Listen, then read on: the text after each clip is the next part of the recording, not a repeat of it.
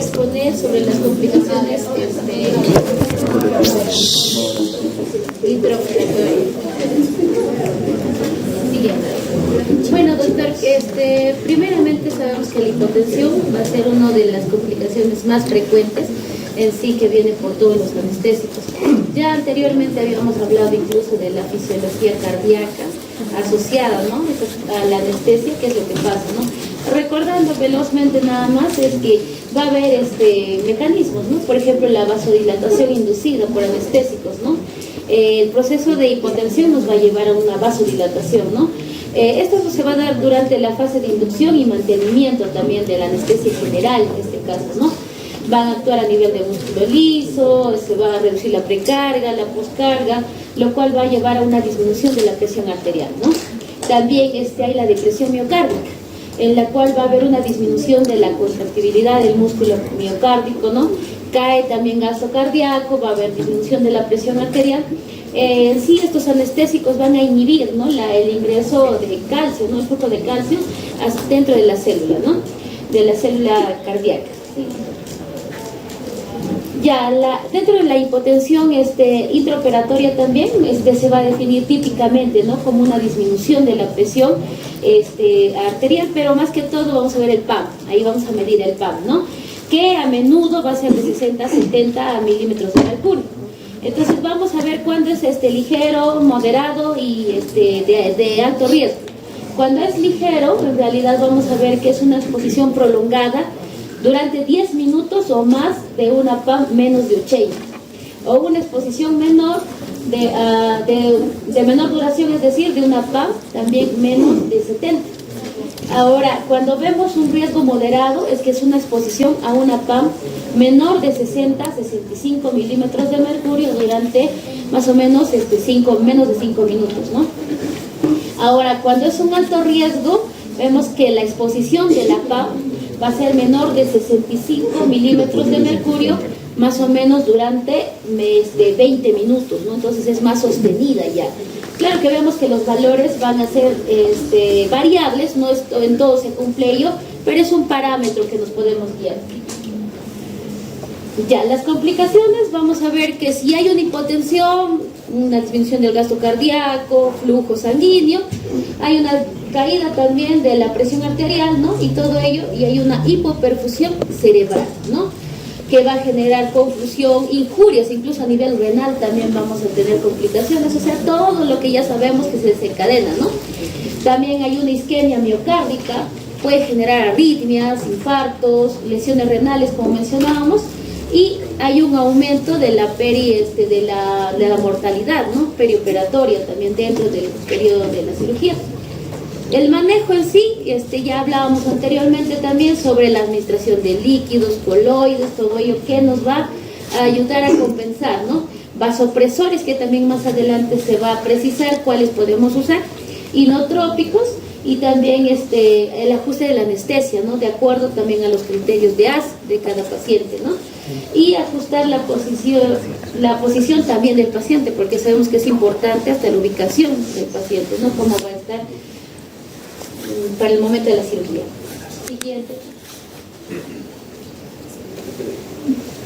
Ya, doctor. Bueno, hablando de la complicación intraoperatoria, dentro de la hipertensión tenemos que es un aumento significativo de la presión arterial durante la cirugía por encima del basal, ¿no? Dentro de las causas principales de esta complicación tenemos la anestesia, la analgesia o relajación inadecuada. Después tenemos la laringoscopía, intubación orotraqueal, la hipoxemia, hipercapnia, la hipotermia y fármacos como la efedrina y la ketamina. Y también está relacionado el tipo de cirugía, ¿no? Podría ser una cirugía cardíaca, una cirugía de aorta o una cirugía de carótida, ¿no? Bueno, dentro de las complicaciones de lo que refiere la hipertensión, bueno, hablando del plano anestésico insuficiente, la explicación es la anestesia o analgesia inadecuada, que va a activar el sistema simpático y va a aumentar la presión arterial. Y en el contexto de una laringoscopía e intubación orotraqueal, la explicación es los estímulos muy intensos van a elevar las catecolaminas y esto va a tener una relación con el aumento de la presión arterial y la frecuencia cardíaca. En el contexto de la hipoxemia, la explicación sería la falta de oxígeno, va a llevar a una vasoconstricción reflejo. En una hipercapnia, el aumento de CO2 activa el sistema simpático y con eso la hipertensión, ¿no? En una hipotermia va a haber vasoconstricción por el frío, lo cual va a elevar la presión arterial, y dentro de los fármacos como la efedrina y la ketamina van a estimular el sistema simpático y van a aumentar el tono vascular. También tenemos el tipo de cirugía, ¿no? Que la explicación sería los estímulos quirúrgicos intensos, van a haber cambios hemodinámicos marcados y también la sobrecarga de líquidos, ¿no? La hipervolemia. A mayor volumen intravascular también va a haber mayor aumento de la presión arterial. Bueno, dentro de la conclusión de este apartado tenemos la hipertensión intraoperatoria se produce principalmente por estímulos quirúrgicos intensos, plano anestésico insuficiente, alteraciones respiratorias como la hipoxia o la hipercapnia, fármacos simpaticomiméticos y factores propios de la cirugía. Comprender estas causas nos va a permitir al anestesiólogo anticipar y prevenir picos de hipertensión, aumentando complicaciones hemodinámicas.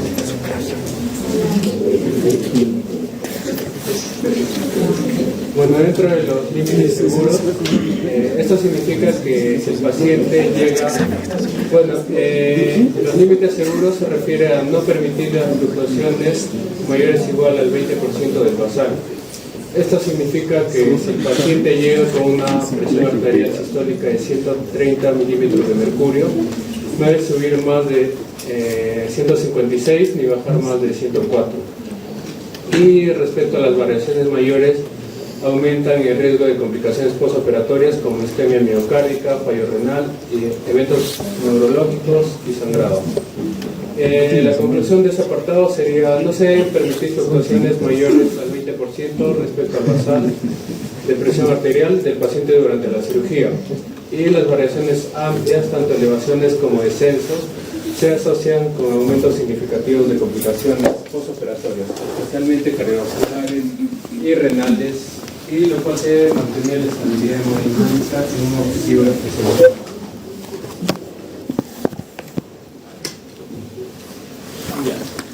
Cuando hablamos de arritmias es importante darle bastante importancia, ya que su frecuencia en las salas operatorias va a ser súper común.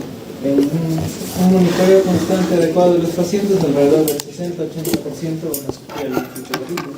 Y si nos pasamos a cirugía cardíaca, esto puede subir hasta un 90%, ¿no? Incluso los pacientes pueden sufrir estas arritmias después de la operación postoperatoria entre un 25 y un 60%. Entonces, podemos entender cuáles son los mecanismos fundamentales fisiopatológicos de la causa de estas arritmias. Y tenemos tres mecanismos que nos van a explicar. El primero es la alteración del automatismo. Esto se va a ver delimitado por cambios que pueden ocurrir en tres niveles de la fisiología. El potencial diastólico máximo, que es el nivel de carga que tiene la célula cardíaca en reposo, se puede ver alterado. El potencial umbral, que es el nivel que debe alcanzar la célula para disparar un impulso eléctrico, también. Y por último, la pendiente de despolarización en la fase 4, que es la velocidad con la que la célula se carga eléctricamente de forma espontánea. ¿Y qué pueden causar estas alteraciones? Dentro de las más comunes tenemos las catecolaminas elevadas, hipocalemia, hipomagnesemia, hipoxia, hipercapnia y fármacos como la digoxina. Nuestro segundo mecanismo es un mecanismo de reentrada. Es el mecanismo más común en las taquirritmias, tanto supraventriculares como ventriculares. Para que esto ocurra se necesitan tres requisitos. Primero, dos o más vías con propiedades eléctricas diferentes. Una vía conduce rápido y la otra lento. Segundo, un bloqueo unidireccional. El impulso puede pasar por una vía, pero no por la otra en cierta dirección. Y tercero, la conducción lenta. Debe haber tiempo suficiente para que el tejido bloqueado se recupere y pueda volver a conducir cuando el impulso regrese. ¿Y qué pasa entonces? El impulso baja por la vía lenta y cuando llega al final, la vía rápida ya se recuperó. Entonces el impulso vuelve a subir por esta vía, formando un circuito cerrado que se perpetúa. Esta genera requerimos líneas. Nuestro tercer mecanismo es la actividad desencadenada. Existen dos tipos, causados por postpotenciales tempranos que ocurren durante la fase de repolarización y están asociados a prolongaciones del intervalo QT, hipopotasemia y bradicardias, y los postpotenciales tardíos que ocurren después de completarse la repolarización y están asociados a sobrecarga de calcio intracelular, isquemia e inflamación del miocardio. Y para estas arritmias tenemos factores de riesgo. Se han dividido esos factores de riesgo en 4 grupos. Los primeros son los factores del paciente, que si puede tener una cardiopatía persistente, el corazón está más predestinado a sufrir este tipo de padecimientos. La edad avanzada también contribuye, una hipertensión arterial, la diabetes mellitus, insuficiencia renal o incluso el síndrome de Kutelar. En los factores quirúrgicos tenemos a la cirugía cardíaca, que el trauma auricular directo y la inflamación son prácticamente inevitables. La cirugía carotidia, la manipulación del seno carotidio puede desencadenar bradicardias severas por reflejo oral. La cirugía oftálmica, el reflejo oculocardíaco puede causar bradicardias profundas. A nivel de los anestésicos tenemos el felolotano, la oxazonicolina y los anestésicos locales que por la oxazonidosis clínica por sobredosis pueden causar arritmias ventriculares y paro cardíaco. A nivel metabólico tenemos alteraciones electrolíticas, hipoxia y acidosis. Algunas alteraciones electrolíticas críticas, estas son importantes conocerlas ya que suelen ser de causa reversible y prevenible, ¿no? Tenemos a la hipopotasemia, que el potasio bajo aumenta el automatismo de focos ectópicos y prolonga el intervalo QT. Esto nos puede dar un riesgo muy elevado de taquicardias ventriculares y fibrilación ventricular. Y el manejo es por vía potasio de nuevo. La hiperpotasemia, que el mecanismo es la despolarización de la membrana celular en reposo, que acorta el potencial de acción.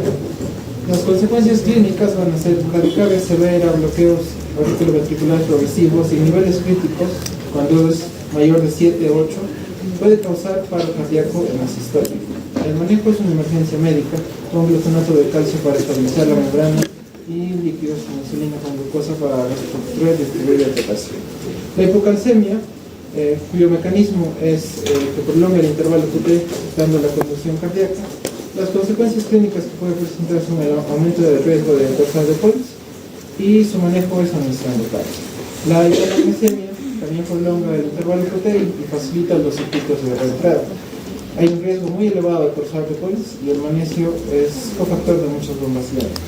Su manejo es sulfato de magnesio intravenoso y es el tratamiento de elección para el dorsal de Polis. La hipoxemia. El mecanismo es aumenta el automatismo, produce acidosis metabólica respiratoria y su manejo es oxigenación inmediata. La hipercapnia, su mecanismo produce acidosis que estimula el sistema simpático y su manejo es la optimización de la ventilación.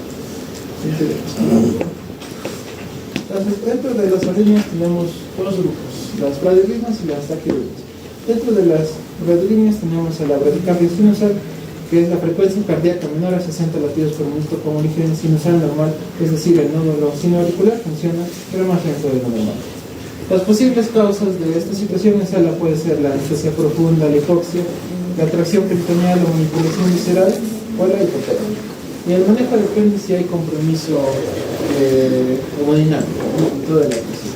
El bloqueo auricular de primer grado, de segundo grado y tercer grado, no voy a explayar mucho demasiado en esto, ya lo hemos visto en cardiología también, me han dado un Pablo Morado.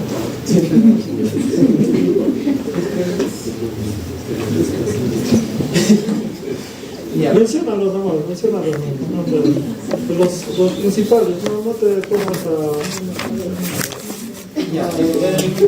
a describir cada uno, menciónalos nada más, los títulos. El bloqueo de primer grado, básicamente, intervalo PRS va a este. El bloqueo de segundo grado tenemos el tipo MODUS 1 o MODUS 2 y se van a diferenciar entre uno va a ser, se va a prolongar el intervalo PRS hasta que va a dejar de conducir y en el otro caso va a haber una conducción normal y de la nada no va a dejar de conducir. Y en el tercer grado, el no va a conducir, va a estar, cada uno va a estar a su bola, por así decirlo, cada uno va a estar a su bola. En orden de frecuencia, ¿cuál de estas bradiarritmias es la más frecuente?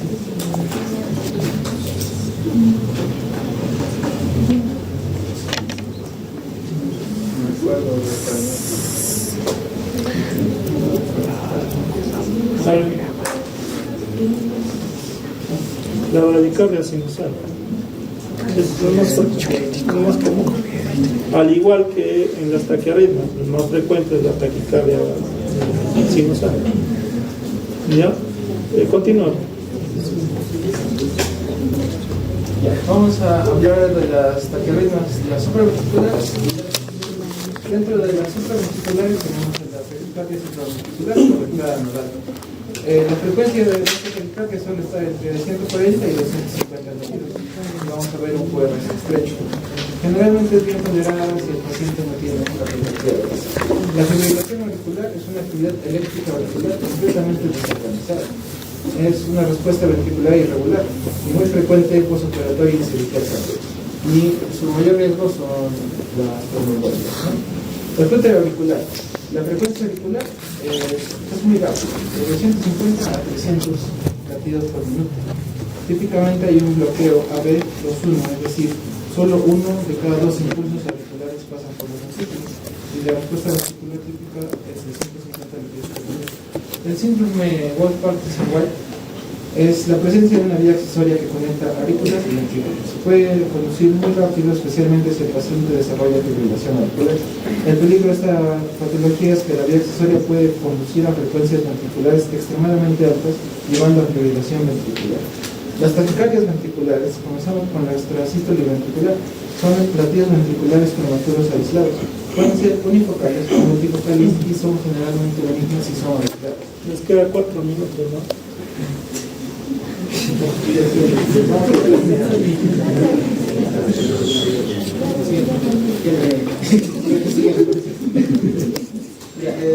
Tenemos unas escaleras de algoritmos de tratamientos tanto para bradicardia sintomática como para bradicardia supraventricular. Lo que nos dice es que una bradicardia sintomática, si no hay alteración hemodinámica, el paciente va a estar bien sin necesidad de tratamiento. Pero si llegas a necesitar tratamiento, tu escalera es primera atropina, como primera línea, segunda línea el isoproterenol y tu última línea va a ser el antibiótico. Si en las taquicardias supraventriculares va a ser importante en las supraventriculares y ventriculares el estado hemodinámico del paciente. En supraventriculares los maniobras vagales, adenosina, el control de la frecuencia y si no funciona nada la cardiovisión. Recuerden ser las ventriculares, tus últimos líneas también va a ser la cardiovisión eléctrica o la disfibrilación en los que son desfibrilados. Continuando que son de las alteraciones hemodinámicas, sabemos que la principal es la hipotensión. ¿Cómo se va a dar este manejo? Sabemos que hay una hipotensión cuando hay una presión arterial media menor que 60 o cuando el paciente tiene una actividad mayor de 20%. ¿Qué es lo que vamos a hacer primero? Buscar la causa, sea una hipovolemia, sobredosis o sobredosis de lo que es anestésicos, vasodilatación, bradicardia, luego tener la administración de fluidos, sean por sospecha de hipovolemia o signos de hipoperfusión que presente validez nuestro paciente, que sus extremidades estén frías, una disminución de rapidez en algunos casos y falta de lo que son los vasopresores. Dentro de los vasopresores tenemos a la fenilipina. Uno es de los vasopresores más reemplazados a unos organismos puros. Igual todos los vasopresores sabemos que su mecanismo de acción es la vasoconstricción. ¿Qué va a hacer? Que aumente la resistencia vascular y aumente la presión arterial. En caso de anestésicos, se va a utilizar principalmente en el bloqueo neuroxial. Sus dosis, en el caso de doble intravenoso, va a ser de 50 a 100 microgramos. Esta se puede adicionar cada 1 o 2 minutos hasta llegar a un límite máximo de 200.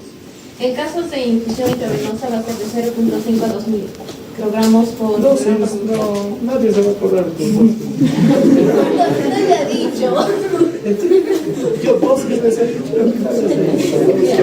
De la dopamina nada más les he dicho. De la dopamina les he dicho. A diferencia de la fenilipina, de la noripinefrina, ¿cuál va a ser la diferencia? A diferencia de la fenilipina también nos baja una frecuencia arteriano muy bajante y una bradicardia, la norepinefrina no va a actuar en eso, no va a reducir tanto la frecuencia cardíaca ni el gasto cardíaco. Y en este se va a asociar una reducción del tiempo necesario tanto para manejar esta actividad hemodinámica del paciente. En el caso de efedrina, este va a ser útil para tratar hipotensión intraoperatoria y en la caso de bradicardia. Algunos estudios muestran o artículos muestran que también se puede utilizar en usos post-anestesia espinal. Acá una pregunta de examen, por ejemplo, en la hipotensión inducida por anestesia raquídea, ¿cuál es el manejo, no? Farmacológico. La hipotensión inducida por la anestesia raquídea, ¿cuál es el manejo farmacológico? Ahí les puedo poner varias opciones, ¿no?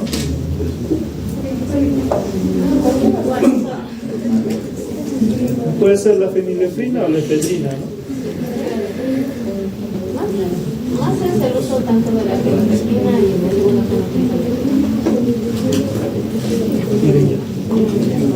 Tenemos luego a la epinefrina, es un agente sintomático, va a tener igual una zona constructora y un efecto endotrópico positivo. Este vamos a utilizar en casos de anestesia general o regional.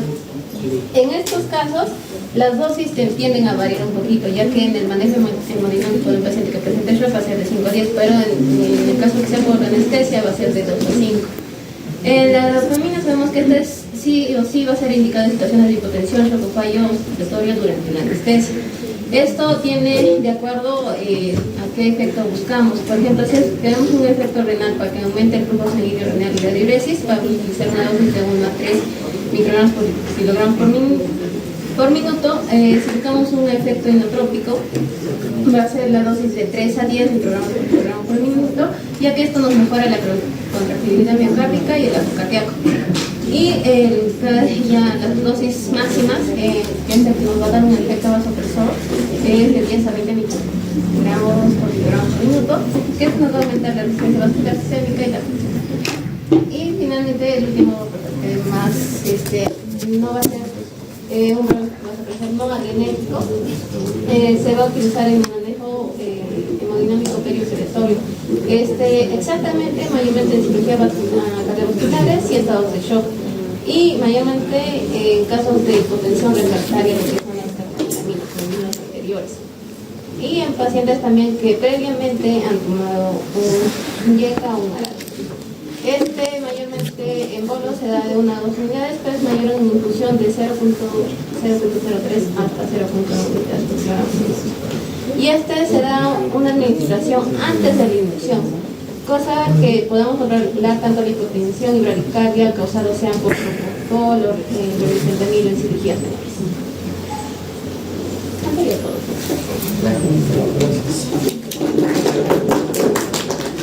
Bueno, ¿por qué se toca este punto de complicaciones intraoperatorias de forma específica? Porque son las complicaciones más frecuentes asociadas ya en general a todos los tipos de anestesia.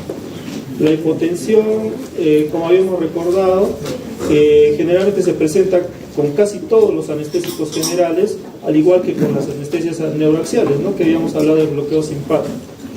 La hipertensión generalmente está asociado a un mal manejo del plano anestésico o al estímulo doloroso, ¿no? O también algunos anestésicos como la ketamina, ¿ya? En el caso de las arritmias también son bastante frecuentes, pero como les dije son las más simples, ¿no? La bradicardia sinusal o la taquicardia sinusal o supraventricular, ¿no? Que son las más frecuentes, generalmente no están asociadas a ninguna patología, sino son propias del efecto anestésico por arritmia. Sin embargo, cuando se operan pacientes críticos, ¿no? O pacientes con antecedentes, el efecto aumenta, ¿no? La probabilidad o el riesgo de presentar arritmias va a aumentar. Ahora, el trastorno hidroelectrolítico también generalmente se da por el tiempo operatorio. El uso de cristaloides por infusiones mayores a las normales o por deshidratación generalmente genera trastorno hidroelectrolítico. ¿Ya? Entonces, sobre todo en las cirugías prolongadas vamos a tener este problema. Entonces, en las cirugías prolongadas se recomienda que a partir de las 3 horas se haga controles de AGA para mejorar la situación de medio interno. ¿Por qué? Porque un paciente con acidosis, por ejemplo, no va a despertarse. Por más que le suelte todo, o sea, ya no tenga nada de anestesia, el paciente se queda dormido. Entonces, esta situación hace, como les digo, que se haga un control de AGA mínimo cada 3 horas. ¿Ya? Y, bueno, el manejo de medicamentos adrenérgicos, ¿no? Sobre todo vasopresores, que está asociado a la hipotensión, que es... en realidad, para que tengan conocimiento, ¿no? Acá en Perú y en el MINSA solo disponemos de tilefrina. La efedrina y la fenilefrina no disponemos de esto. Entonces, cuando nosotros tenemos generalmente hipotensión asociada a anestesia raquídeas, epidurales, entonces usamos el tilefrina. Existen artículos que incluso recomiendan usar noradrenalina. Sin embargo, la noradrenalina es un vasopresor que está recomendado para otras situaciones, por ejemplo, shock, ¿ya? Y sobre todo el shock seco.